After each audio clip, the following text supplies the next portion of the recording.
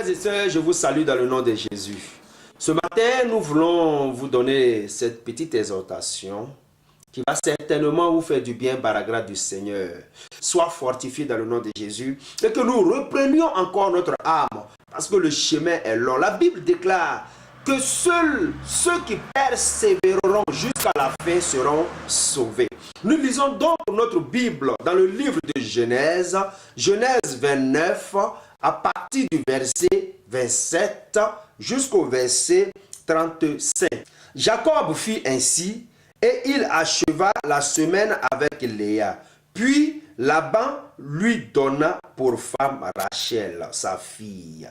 Et Laban donna pour servante à Rachel, sa fille Bila, sa servante.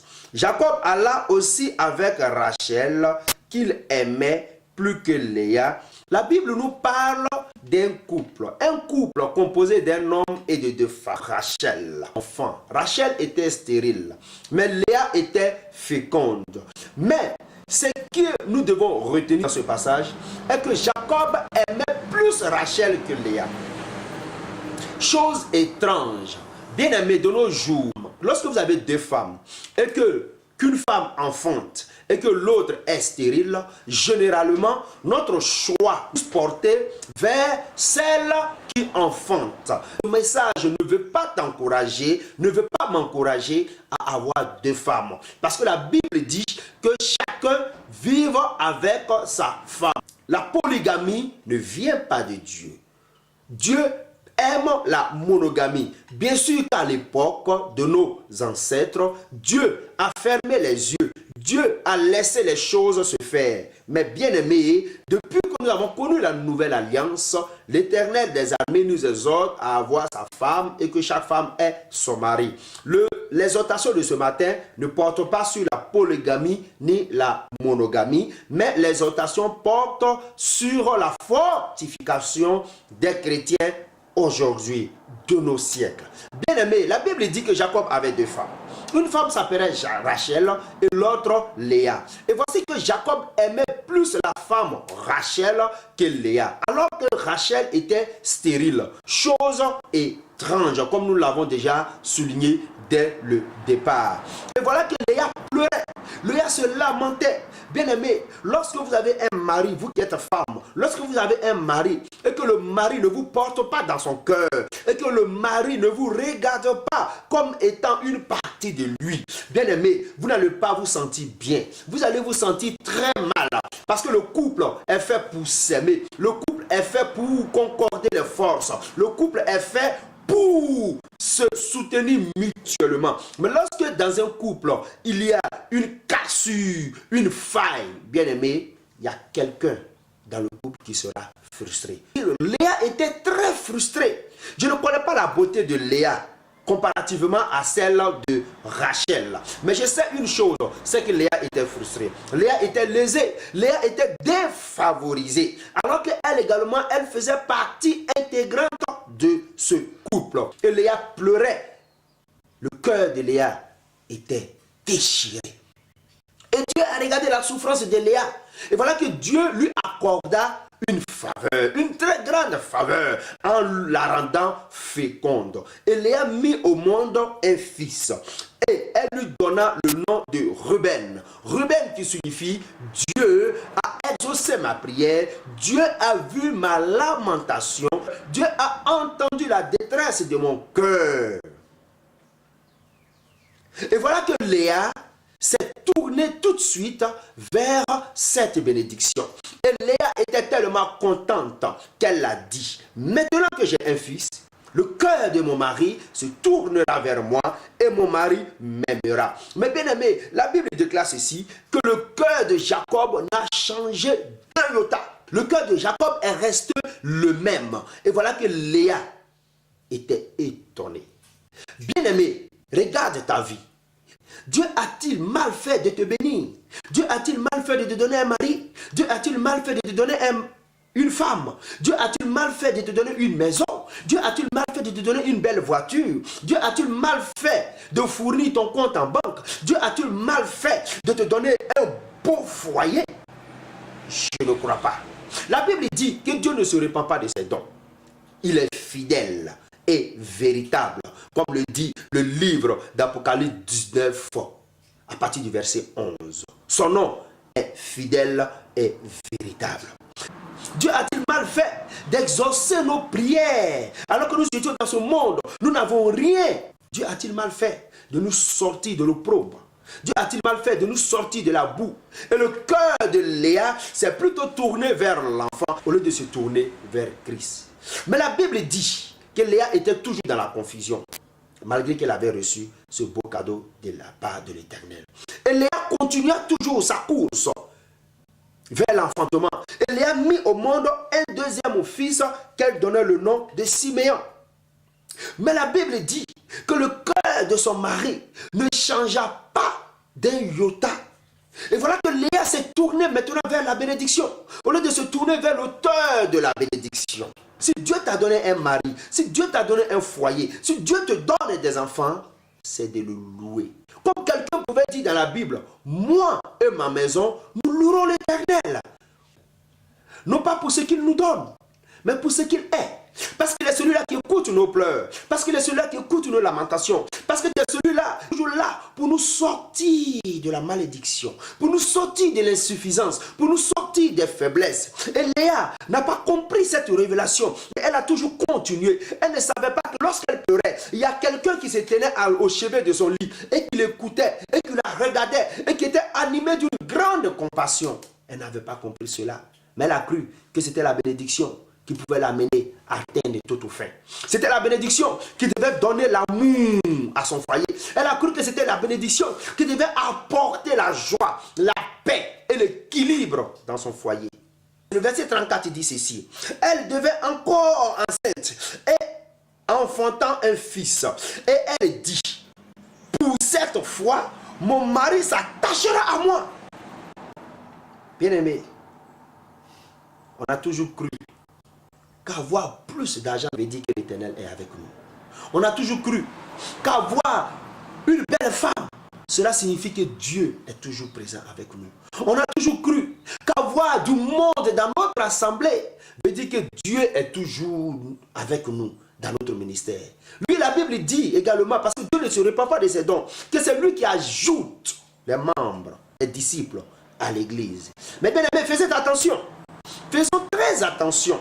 Parce que nous devons savoir que même si nous dirigeons, même si nous sommes à la tête, quoi que ce soit Jésus qui soit à la tête de l'église, mais même si Jésus nous a établis dans une assemblée de 2000 membres, de 3000 membres, de 5000 membres, cela ne doit pas être un sujet de gloire pour toi. Cela ne doit pas être un sujet de gloire pour moi, bien-aimé, car c'est Jésus qui ajoute. Et cette œuvre appartient à Jésus. Léa avait oublié que son foyer appartenait à Jésus. Léa avait oublié que son mari appartenait à Jésus. Léa avait oublié que même les enfants qu'elle mettait au monde appartenaient à Jésus. Parce que les enfants que nous avons, c'est Dieu qui nous les donne. Il nous les confie simplement afin de pouvoir y prendre soin. Mais elle avait oublié l'auteur de la bénédiction. Cette fois-ci, mon mari s'attachera à moi. Au lieu que son mari s'attache à Jésus, au lieu qu'elle prie pour que son mari s'attache à Jésus, parce que c'est Jésus qui lui a donné son mari, mais elle dit, cette fois-ci, avec les 3 enfants que je viens d'avoir, le cœur de mon mari se tournera vers moi. L'idolâtrie. Amener son mari à la chérir, amener son mari à reconnaître elle et sa capacité. Si ma femme est riche, je glorifie l'Éternel. Si ton mari est riche, glorifie l'Éternel. Si tu as des enfants, glorifie l'Éternel. N'oublie jamais et n'oublions jamais l'auteur de la bénédiction. Parce que si nous oublions l'auteur de la bénédiction, le même auteur qui nous a bénis viendra et il nous arrachera. C'est la Bible qui le dit. Et voilà qu'ici Léa a pensé que 3 enfants allaient changer le cœur de son mari. Mais la Bible déclare que le cœur de son mari était intact. Il aimait encore davantage Rachel, qui n'a même pas donné un enfant. Et Léa était dans la confusion. Mais Léa ne s'est pas arrêtée là.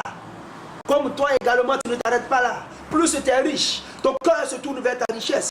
Plus tu rencontres de belles femmes, ton cœur se tourne vers les belles femmes. Plus tu as de belles maisons, ton cœur se tourne encore sors vers les belles maisons, plus les personnes arrivent dans l'assemblée dans laquelle Dieu t'a établi, plus ton cœur s'attache au mur, aux quatre murs, à ses fidèles.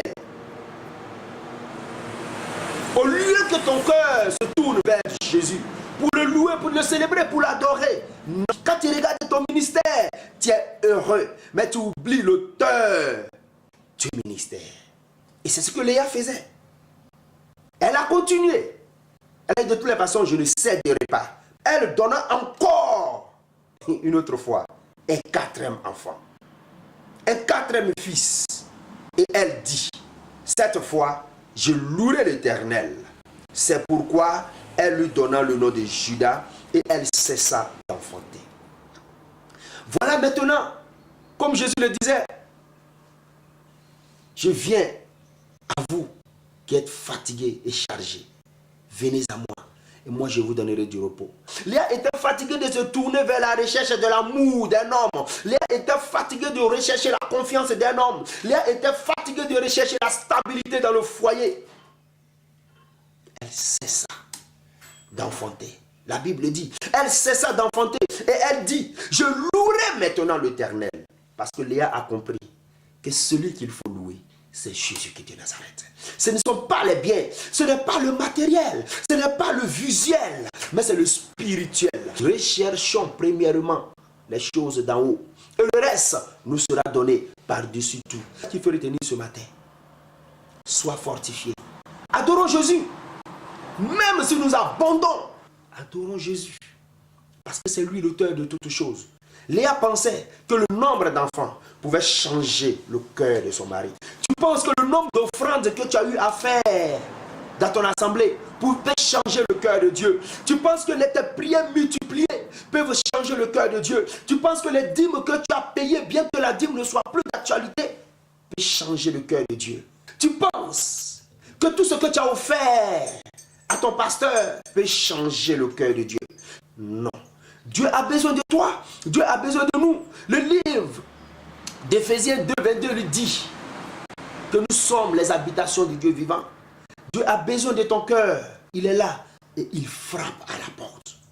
Oui, tu pouvais me dire, mais une foi sans les œuvres est une foi morte. Si, mais bien aimé, les œuvres ne doivent pas devenir un sujet d'adoration pour nous.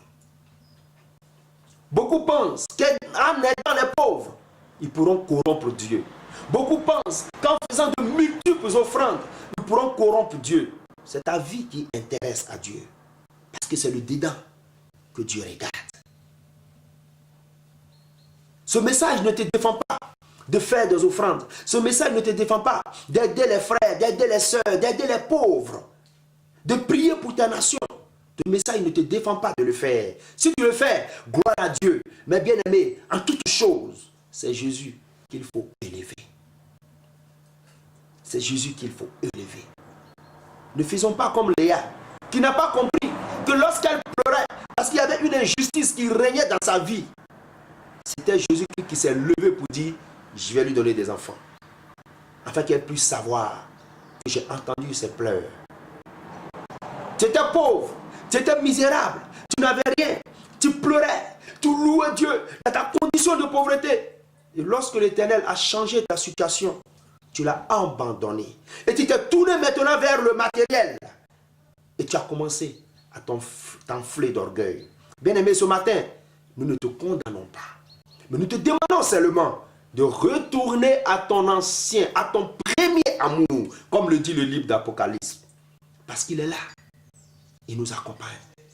Que nous persévérons. La Bible dit, seul celui qui persévérera jusqu'à la fin sera sauvé. Le chemin est encore long, bien-aimé. Oui, beaucoup ont été également détournés de la face de Dieu à cause des soucis, à cause des problèmes de cette terre, à cause de la persécution de la famille. Bien-aimé, si tu es persécuté à cause du nom de Jésus, dis gloire à Dieu et continue, adore-le, loue-le, mais ne te détourne pas. Beaucoup ont préféré satisfaire l'homme au lieu de s'attacher à Christ. Pourquoi? Parce que tu étais persécuté dans ta famille. Parce que tu étais persécuté dans ton foyer. Parce que tu étais persécuté dans ton service. Parce que tu étais persécuté dans la société où tu te trouvais. Parce que tu étais persécuté dans l'assemblée où tu te trouvais. Et tu as fini par tout abandonner. Réveille-toi, toi qui dors. Relève-toi d'entre les morts et Christ t'éclairera. Sois béni. Amen.